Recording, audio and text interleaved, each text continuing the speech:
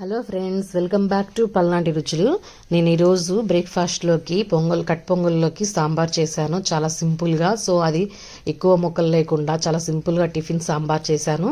అది ఎలా చేసుకోవాలనేది చూపిస్తాను, చూసేయండి. ముందుగా ఒక బౌల్ పెట్టేసి దాంట్లో ఒక 4 టేబుల్ స్పూన్ దాకా ఆయిల్ వేసుకోవాలి. ఆయిల్ వేసేసిన తర్వాత పోపు దినుసులు వేసుకోవాలి. పచ్చిపప్పు, మినపగుండ్లు, జీలకర్ర, ఆవాలు వేసేసుకోవాలి. ఇవన్నీ 1 టేబుల్ స్పూన్ దాకా యాడ్ చేసుకొని ఒక ఎండుమిర్చి తీసుకొని ముక్కలుగా 2 ముక్కలు చేసి వేసేసుకున్నాను. అప్పుడు మళ్ళీ ఒక రెబ్బ కరివేపాకు తీసుకొని వేసేసానండి. ఈ పోపు అంతా మంచిగా ఫ్రై అయిపోవాలి కదా. ఫ్రై అయిపోయిన తర్వాత ఒక ఆనియన్ తీసుకున్నానండి, చిన్న ముక్కగా చేసేసాను. ఒక 2 టమాటాస్ తీసుకున్నాను. ఒక చిన్న క్యారెట్ ముక్క తీసుకున్నాను. ఒక క్యారెట్ అట్లా యాడ్ చేసుకోండి. 1 ఆనియన్, 2 టమాటోస్, 1 క్యారెట్ అట్లా తీసుకొని చిన్న ముక్కలుగా కట్ చేసి వేసేసుకోవడమే. ఇవన్నీ వేసేసిన తర్వాత మంచిగా ఒకసారి కలబెట్టేసుకుందాము. కలబెట్టేసేసుకొని దీంట్లో ఒక 1/2 టేబుల్ స్పూన్ దాకా పసుపు వేసుకోవాలి. అండ్ కొంచెం సాల్ట్ 1 టేబుల్ స్పూన్ దాకా వేసేసాను. ఇప్పుడే వేసేసాను. ఒకవేళ సరిపోకపోతే నేను తర్వాత యాడ్ చేసుకోవచ్చు. సో మంచిగా కలబెట్టేసుకొని సాఫ్ట్గా మగ్గిపోయేంత వరకు టమాటాలు, ఉల్లిగడ్డలన్నీ సాఫ్ట్గా మగ్గిపోయేంత వరకు మగ్గించుకోవాలి. ఆ మగ్గించుకున్న తర్వాత నేను ఒక పెద్ద నిమ్మకాయ సైజ్ అంతా చింతపండు మనం కొంచెం నానబెట్టేసుకున్నానండి. నానబెట్టేసుకొని దాని నుంచి వచ్చిన రసాన్ని తీసి ఇప్పుడు యాడ్ చేసుకుంటున్నాను. మళ్ళీ ఇంకొన్ని వాటర్ పోసి మళ్ళీ ఆ చింతపండు నుంచి వచ్చిన గుజ్జుని దీంట్లోకి యాడ్ చేసేస్తున్నాను. కొంచెం ఒక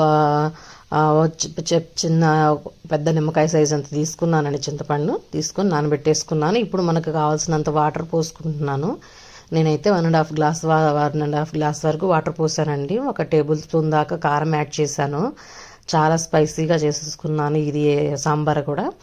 కొంచెం కారం ఎక్కువ వేసుకున్నాను. కొంచెం కారం తక్కువగా తినేవాళ్ళు కొంచెం యాడ్ చేసుకోండి. సో ఇప్పుడు మళ్ళీ నేను ఒక MTR సాంబార్ పౌడర్ని కొంచెం యాడ్ చేస్తున్నాను. 1 టేబుల్ స్పూన్ దాకా యాడ్ చేసుకుంటానండి. సో ఈ సాంబార్ పౌడర్ని కూడా కొంచెం యాడ్ చేస్తున్నాను. ఈ చూడండి 1 టేబుల్ స్పూన్ దాకా ఈ సాంబార్ పౌడర్ యాడ్ చేసి ఒకసారి కలబెట్టేసుకుందాము. కలబెట్టేసేసుకొని పప్పు యాడ్ చేసుకున్నాను. 1 టీ గ్లాసు కందిపప్పుని నేను కుక్కర్లో ఉడికించి ఎనిపేసి పక్కన పెట్టేసుకున్నానండి. ఇది 1 టీ గ్లాసు. సో ఆ టీ గ్లాసు పప్పు అంతా నేను దీంట్లో వేసేసేసి ఒకసారి మంచిగా కలబెట్టేసుకోవాలండి.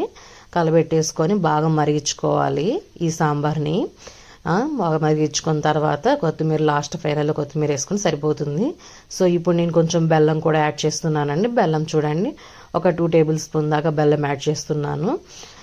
సో ఇదంతా వేసేసిన తర్వాత మొత్తం ఒకసారి కలబెట్టేసుకొని మంచిగా మరిగించుకోవాలి ఈ సాంబార్ అంతా. అంతే, చాలా సింపుల్గా రెడీ అయిపోతుంది సాంబార్ అయితే. కొంచెం ఫైనల్గా కొత్తిమీర యాడ్ చేసేస్తున్నాను. అయిపోయిందండి సాంబారు. చాలా సింపుల్గా రెడీ అయిపోయింది. ఇది మార్నింగ్ బ్రేక్ఫాస్ట్లోకి, కట్ పొంగల్కి, ఇడ్లీకి అన్నిటికీ ఇట్లాగా సింపుల్గా ఎటువంటి ముక్కలు కొంతమంది ముక్కలు ఉండి అన్నీ పక్కన పెట్టేస్తుంటారు కదా. సో ఇవైతే చాలా తక్కువ అట్లాగా వాటితోటి నేను ఈ సాంబార్ టిఫిన్లోకి ఇలా చేసేసుకుంటాను.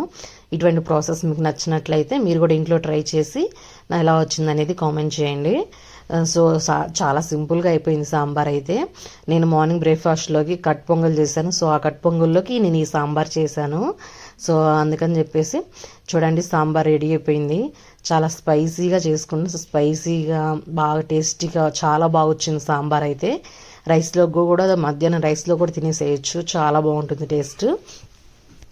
చూడండి మార్నింగ్ బ్రేక్ఫాస్ట్లోకి నేను కట్ పొంగల్ చేశాను అనమాట. సో ఆ కట్ పొంగల్ అయితే చాలా బాగుంది టేస్ట్, ఎమ్మీగా ఎంత బాగుందో టేస్ట్ అయితే. మా పిల్లలు చాలా ఎంజాయ్ చేస్తారు ఈ కట్ పొంగలి సాంబార్ తోటి. సో నేను చూడండి ఈ కట్ పొంగల్ని నేను ఒక బౌల్లోకి సర్వ్ చేసుకుంటున్నాను. ఈ కట్ పొంగల్లోకి నేను ఈ సింపుల్గా ఉండే టిఫిన్ సాంబార్ చేశాను అనమాట. సో ఈ టిఫిన్ సాంబార్ని నేను ఈ కట్ పొంగల్లోకి యాడ్ చేసుకొని మేము తినేస్తాము. సో చూడండి కట్ పొంగల్ తీసేసుకున్నాను. మార్నింగ్ బ్రేక్ఫాస్ట్లోకి నేను సాంబార్ పెట్టాను. సో కట్ పొంగల్లోకి సాంబార్ చేశాను కదా. సో ఆ సాంబారు యాడ్ చేస్తున్నాను అనమాట. 2 వేడిగా స్పైసీగా ఎమ్మీగా చాలా బాగుంది టేస్ట్ అయితే.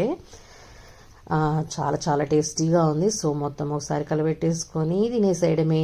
చాలా చాలా బాగుంది టేస్ట్ అయితే. సో మీరు కూడా ఇలాగ ట్రై చేయాలనుకుంటే ట్రై చేసేసి ఎలా వచ్చిందనేది నాకు కామెంట్ చేయండి. టేస్ట్ సాంబార్ ఇడ్లీలోకి అన్నిటిలోకి బాగుంటుంది, రైస్లోకి కూడా బాగుంటుంది. సో ప్లీజ్ ట్రై చేయండి.